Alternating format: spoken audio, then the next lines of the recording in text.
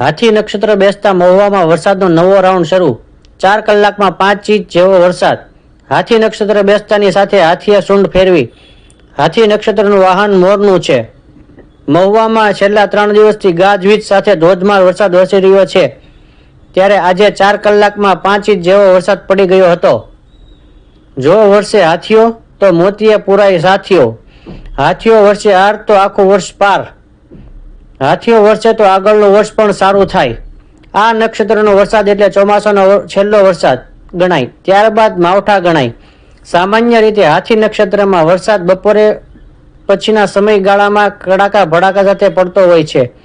એવું કહેવાય છે કે હાથી નક્ષત્રના શરૂઆતના 3 દિવસ વરસાદ ન પડે અને પછી વરસાદ પડતો ન હોય, એટલે કે હાથી 3 પગ ઊંચા કરી લે પછી વાંધો ન આવે। પરંતુ ઘણી વખત છેલ્લે પણ નક્ષત્રમાં વરસાદ પડી જતો હોય ત્યારે એવું કહેવાય છે કે હાથીડો છેલ્લે પૂંછડી ફેરવતો ગયો, એટલે કે છેલ્લી ઘણી વખત ભારે વરસાદ પડી જતો હોય છે। આ નક્ષત્રની ખાસિયત છે કે કાન ફાડી નાખે તેવો તીવ્ર અવાજ, વીજળીના કડાકા ભડાકા થાય, ઘણી જગ્યાએ વીજળી પણ પડે અને મિની વાવાઝોડા જેવો પવન સાથે આગમન થાય અને બપોર બાદ રાત સુધીના સમયગાળા દરમિયાન જ વધુ જોર પકડે। આ બધી તેની વરસાદ વરસવાની મુખ્ય ખાસિયત છે। આગામી 24 કલાકમાં ભારે વરસાદની આગાહી પણ કરવામાં આવી છે। ગુજરાતના વેરાવળ, સોમનાથ, વલસાડ, ભરૂચ, ભાવનગર સહિતના જિલ્લાઓમાં ભારે વરસાદની આગાહી કરવામાં આવી છે।